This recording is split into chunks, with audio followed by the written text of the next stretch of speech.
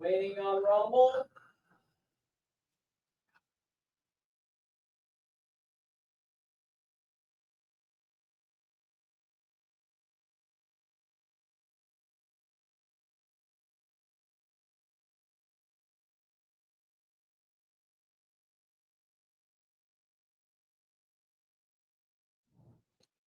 Hello, everybody, and thank you for tuning in to the Liberty Report. With us today, we have Daniel McAdams, our co-host. Daniel, good to see you this morning. Good morning, Dr. Paul. How are you this morning? Doing well. Good.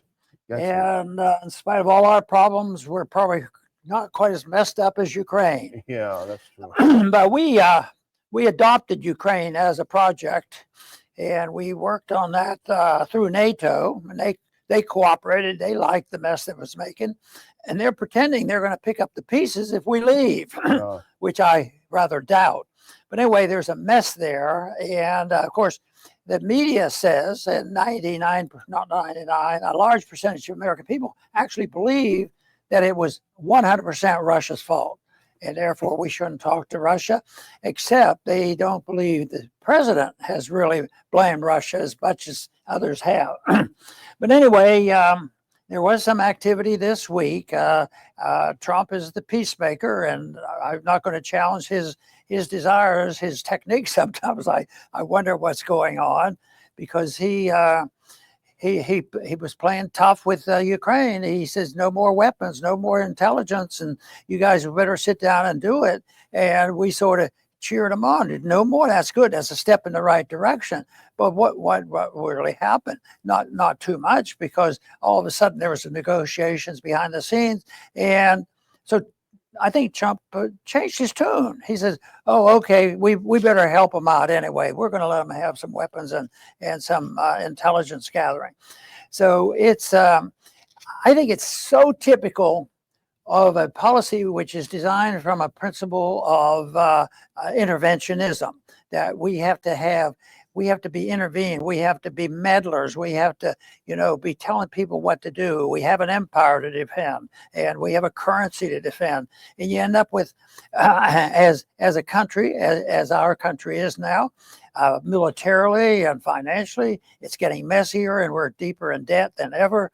And I think we'll see a lot more of this kind of nonsense, but we still have to, as far as I'm concerned, keep praising them when they move in the right direction. And Trump has said a couple of things, but we don't know what it'll be tomorrow. I just asked you a few minutes ago, any news in the last couple of hours, anything going on over there? Because yesterday things changed rather suddenly. And but the one thing is that would be really nice for students that are studying history and studying foreign policy. You wouldn't have too much trouble figuring out, how would you define non-interventionism? Yeah. How would you define a military empire? All of a sudden it would be crystal clear, but now it's much more complex, and the desire to put freedom and liberty for the individuals of each country at the top of the list, it's you can't define it. So it's a mess. It's continued to be. So I'm sure there's going to be more news.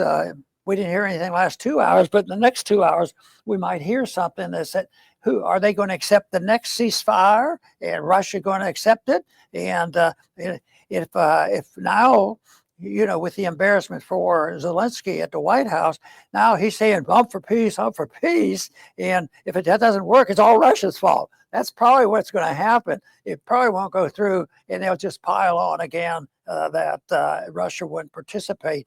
Not that I think the Russians are angels. There's have a mess over there, but the precipitation, the motivation for Russia to do what they have done over 50 years or so, or certainly the close down of the Cold War, was not the West, NATO, the United States has a lot of responsibility for creating this monster that's going on over there now. Yeah, I think you used an important word, Dr. Paul, which is techniques. And I think President Trump is sincere. He wants to end this war. He has other things he wants to do. Actually, I put up an article by Alistair Crook, who's one of my favorite observers today on the Ron Paul Institute website, who explains that in very, very, very, very well. And I encourage our viewers to have a look at that article. He wants to get this out of the way and move on. But the question is the techniques that he's using. It's objectively true, whether you like it or not, that Russia is winning the war. They were winning the war from the beginning. There was never a question as to whether they would or would not win the war. They have a superior military. They have a superior industrial base. Everything, in terms of everything that you would look at as a military analyst, they're superior. They not only have beaten Ukraine, but they've also beaten everything that NATO has to throw at it. So that's why it's troubling to see that Trump's technique appears to be, let's do the same thing that's been done, but hope for a different result. Now, they had the meeting in Saudi Arabia. You can put that first one. This is from the Wall Street Journal. Trump sent Rubio and Waltz, his national security advisor, to Saudi Arabia to meet with the Ukrainians to have a talk without the Russians there. And the two of them got together and decided on a ceasefire. And that is an important headline, Dr. Paul. But the real headline is U.S. to restore military support to Ukraine after it agrees. So Ukraine, which is getting absolutely pummeled in Kursk and elsewhere, they're getting destroyed there. They get together and say, hey, that ceasefire sounds like a pretty good idea. Let's let them stop shooting at us. And so what the Trump administration does then is say, okay, well, we're going to give you more weapons. We're going to give you targeting intelligence. I don't understand how that will convince the Russians to sit down at the table. Hey, United States, you're jumping into the war again. Your bombs, your bullets are going to kill Russians. Your targets are going to allow those bombs and bullets to kill Russians. Meanwhile, we're winning. So why would we sit down? What is in it for us? That would be the question I could ask. And I don't know. Maybe Rubio has got some cards up his sleeve.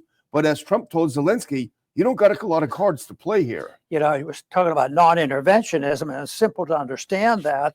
And we certainly don't have it. It seems like almost the opposite has taken control. And those are the perpetuators, the ones who want to perpetuate the war. And, you know, if there's a hint of peace, they have to change that attitude. And I think this is the problem that we face, and there's so many special interests involved too. Not only are the two countries involved, probably the people. You know, a lot of average people in Russia, average people in Ukraine, and all these areas, they probably are down on the list of people's concerns, because it's why is, you know, France and the British getting so interested in this? Oh, they're saying it'd be, oh, if there is a peace and the Americans won't step in, we'll step in. We'll send troops over there. You know, they're not going to do that. At least that's my opinion. The likelihood of them doing that without somebody behind the scene. And this is the reason why the type of foreign policy we have here and now, if we were in the business of being in the middle of this, how can you expect or trust these talks or these promises? 2 days they can change, and it's possible that they could, oh, okay, we resolved this problem. The peace treaty's on again, and hope, and there'll be hope for that. But we have this policy that we perpetuate things and support with weapons and whatever they need, and at the same time, it's politically, it has changed. You have to do it with no boots on the ground, just FBI agents and special forces and our technology. That's on the ground, okay, but no boots on the ground. And they've been able to do that, even though we who are involved in this and initiating it, there's still a responsibility for the people who die. When you look at those bombs over there, a lot of people have died, whether you look at Ukraine or the Middle East. Who's morally responsible for this? And I don't think that question is asked very often in our media here at home. Well, you mentioned the Europeans claiming that they'll go it alone if we pull out. Viktor Orban, the Prime Minister of Hungary, made a very good point in Paris a few days ago. He told the leaders of the European Union, look, you had the full might of the United States military behind you for 3 years, and Ukraine is still losing. So now with the U.S. pulling out, you think without that might behind you, you're going to go in and win. That's a good point. Keep on dreaming. Yeah. Well, let's go through a little bit of this article, the result of the meeting in Saudi Arabia. So this is they will lift the pause on intel and military support, which is the big news. So the ceasefire plan, which is contingent on Russian acceptance, I would say that the Russians have a big problem if they accept this, as it looks, at least to us. But here is the U.S. government, if you go to the next one, I think it's Rubio saying, we will now take this offer to the Russians, and we hope they'll say yes. We hope they'll say yes to peace. The ball is now in their court. Well, it may not be reported as well in the U.S. media, but the Russians are about to rout the Ukrainians in Kursk. They've taken a massive part of Kursk, which actually is in Russia. The Ukrainians have lost thousands of men in Kursk. The Russians are about to take it back. I think there are 2,000 people that surrendered. Yes, 2,000 Ukrainians that surrendered. So anyway, go to the next one because so Ukraine proposed a partial ceasefire that would have halted long-range air and drone strikes and military attacks in the Black Sea. But Kiev agreed to the American proposal for a comprehensive truce, not only with missiles, drones, and bombs, but not only in the Black Sea, but the entire front line. This to me seems like a fantasy world. You're losing, the missiles are taking you out, but you agreed to the other guy doing a ceasefire. It doesn't make sense. And here's the other part of it if you go next. A related question now is whether the U.S. is prepared to provide some sort of military support as a backstop for British and French peacekeepers in the event they're deployed to Ukraine.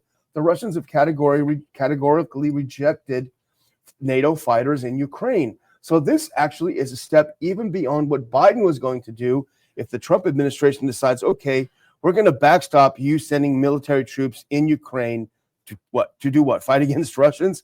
It's crazy, and it doesn't make any sense, Dr. Paul. But, in these negotiations going back and forth, you always hear the word of peace being thrown out. Okay, now it's up to the Russians, and now it's up to the Ukrainians. It's all on your shoulders for peace.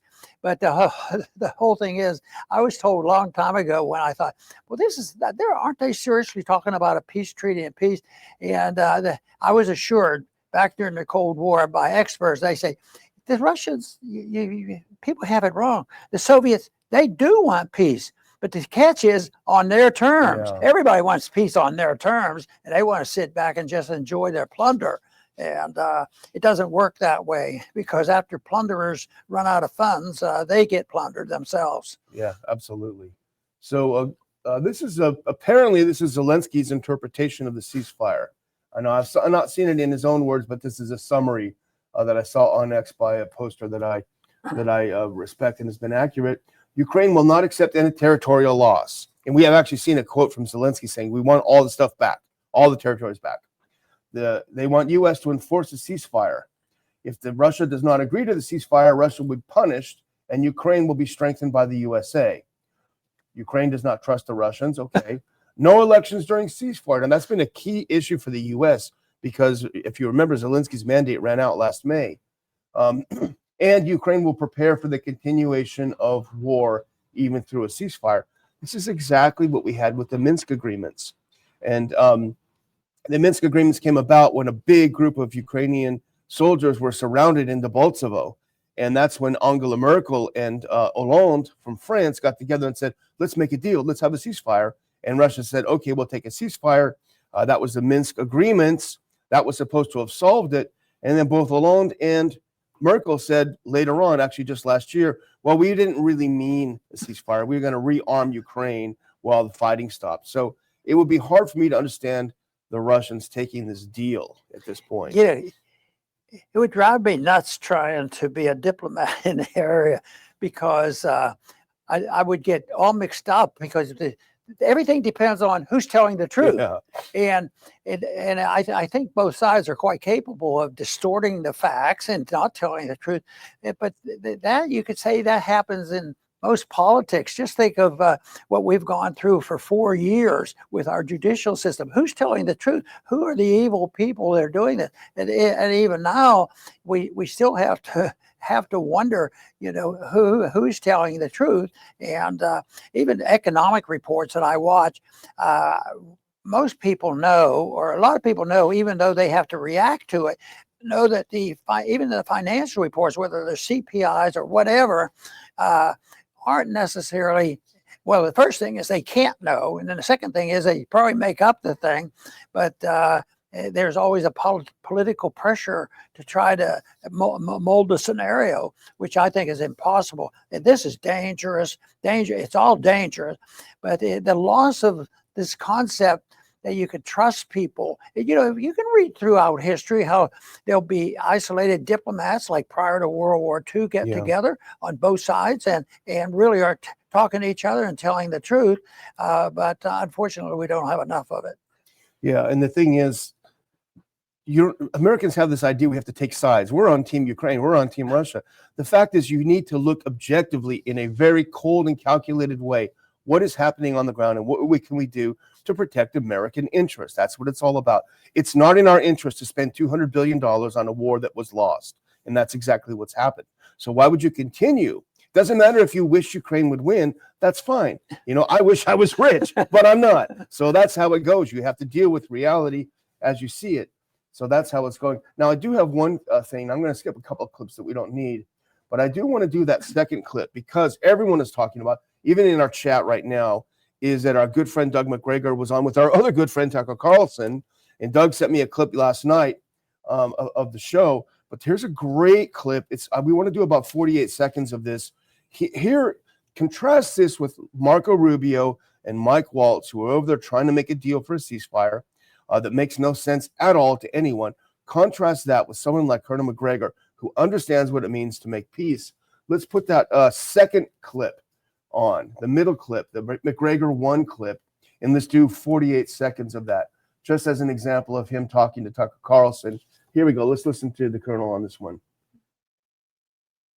End all the military aid right now to the Ukrainians. Period. Done. Number 2, get all of the Americans out of Ukraine immediately. Everybody. Intelligence, civilians, contractors. And that's why I think most of us voted for President Trump. We saw him as someone who would say no and diverge from that path. And that's why I would urge the president to do exactly what I said. End all aid to Ukraine. Stop pretending that government and anything we've done in that country is a positive thing. It's not. Has nothing to do with liberal democracy, has nothing to do with goodness in any form. What we've done there is terrible. What we need to do is stop it. So stop sending any aid and then get everybody out, everybody, and then offer to host a conference between, and I would not argue everybody in Europe, but I would certainly argue all of the states that border Russia. And Germany, because Germany may not border Russia, but Germany. But that's a simple. It's almost too simple. Just stop. The war it's not working out. You know, the first 2 sentences I said, this is neat. Keep it simple. Yeah. And the politicians, the people who are conniving, and the people wanting to get their own special interests, they don't want it to be understandable, and that's why it sorts it out. They don't. Well, it'll be sorted out because there's the reporters and this media, they'll sort it out. Then they're a participant, and I often look at this stuff. This is all very important. But and the truth isn't coming out, and I keep thinking, well, I hope somebody just keeps a record of this, at least to have an accurate, believable record in history. And sometimes that does happen, but it's very frustrating. And I think this is why some people don't like to get messed up in politics, because they never can figure out who's telling the truth. Yeah. Well, I had another clip from the McGregor interview that I thought was interesting. I didn't mention it to you, but I think you'll enjoy it. I don't know that you've been able to watch it yet, but let's do that second McGregor clip, and I think it's the whole clip. Now, before we cue it up, this is chilling because he's talking about thousands of Ukrainians, including Ukrainian intelligence agents here in the U.S., and the danger. Listen closely to this. This is really interesting. If we can cue that up. Yeah, play this whole clip. The Ukrainians are not in the same category. They seem to be a rogue organization now. We've got 200,000 of them here in the United States, and I don't know how many thousands of them are working for the SBU, the Ukrainian Secret Police, that are now running around threatening everyone that has criticized Ukraine or opposed support for Ukraine. An Alex Jones staffer was just murdered 2 days ago, who was on some list put together by the Ukrainian government or its supporters of critics. He was murdered outside of his house. I mean, I don't think it's crazy to think, given the number of assassinations they've pulled off or attempted, that he was killed by them. You think that's possible? Well, I would be very worried about our president. I think the president is very much at risk, and these people seem to know no sense of limitation. They're capable of anything. So I hope the Secret Service is on its toes. I'm sure Kash Patel is well aware of this in the FBI. I just don't have any good feelings right now about the Ukrainians. I think that's worrisome. He mentioned the Alex Jones staffer who was on this list. He was killed. Was killed. Yeah, was killed. And McGregor rightly says, I'd be worried about President Trump because we know the first or the second guy that tried to kill him was a Ukraine fanatic, and he was in Kiev. He had met with people in Kiev, and people are wondering what was he up to over there. So he's right to be worried. And the numbers are astounding. 200,000. And what if the case is that if you're on the targeted side of this and you start to back off and tinker around with your policy and back off, then the opposition just gets encouraged. Oh, our terrorist attacks on people and threat that we're going to kill you.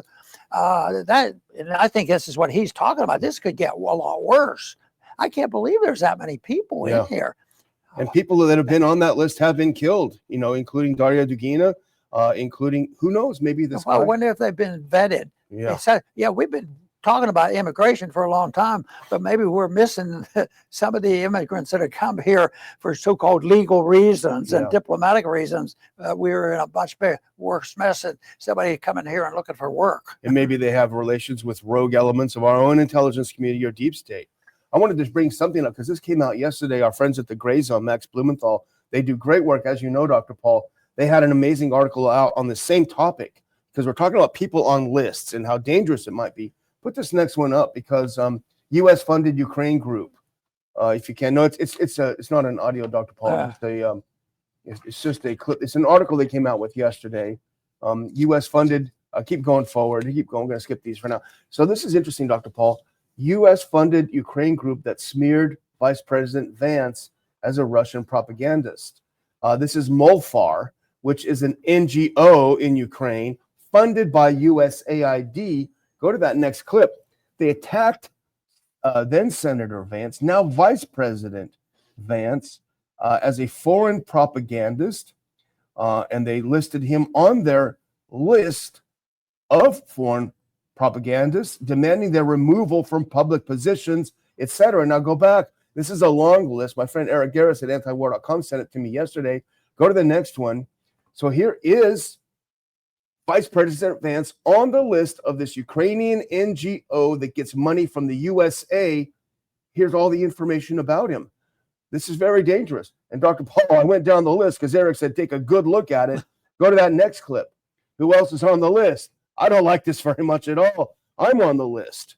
So it's scary that we have these people here in this country and you have lists of people who are considered enemies. The other thing that they talked about yesterday was that the people still in office at USAID, they're able to erase the records. I guess it takes a long time to get in charge of a monster government. Yeah. So, but it was out in the open, and I don't even think they were trying to hide it. Yeah, it was almost like you were doing that, where you're getting erased, and nobody was arrested. But you say, well, why isn't Trump doing more or something?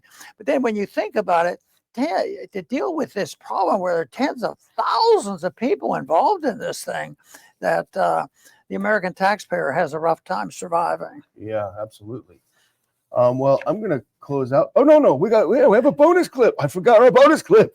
Why do I keep forgetting this? Is such a great clip. Darn it. Let's put on that Reagan. This is what I'm on. I know. This is my friend. Coming from my friend. That's right. I feel terrible. Yes, let's do our bonus clip. Ronald Reagan. Can't argue with Reagan. This is kind of a long one, but it's a heck of a way to send us off here on today's show. Ronald Reagan, November 26th, 1988. This was his speech titled Radio Address to the Nation and the Canadian Elections and Free Trade. Our peaceful trading partners are not our enemies. They are our allies. We should beware of the demagogues who are ready to declare a trade war against our friends, weakening our economy, our national security, and the entire free world, all while cynically waving the American flag. The expansion of the international economy is not a foreign invasion. It is an American triumph, one we worked hard to achieve, and something central to our vision of a peaceful and prosperous world of freedom. After the Second World War, America led the way to dismantle trade barriers and create a world trading system that set the stage for decades of unparalleled economic growth. Yes, back in 1776, our founding fathers believed that free trade was worth fighting for, and we can celebrate their victory because today, trade is at the core of the alliance that secure the peace and guarantee our freedom. It is the source of our prosperity. You can keep the play. And the path to an even brighter future for America. Until next week, thanks for listening, and God bless you. And thanks to our colleague Norm Singleton for sending it over to us. Great, that's right. A great clip. Yeah. Yeah. You know, I was listening to this now. This is so astounding. It's such a challenge to current events. I thought, Daniel, is RPI going to be put on a list today? Yeah. What list are we going to be on? You're already on the list. But no, that is neat to hear.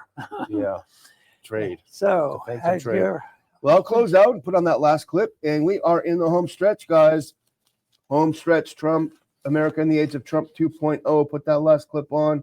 Here we go. We've got about a week and a half before we're all going to gather down here in Lake Jackson. The crowd looks to be very good, Dr. Paul. It's going to be a lot of fun.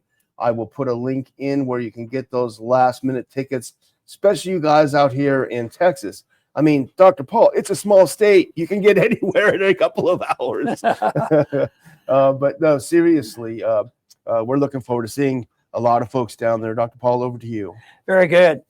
You know, one of the goals of the cultural Marxists has always been to create chaos in our streets. And I think most people have realized that they've been pretty successful at this.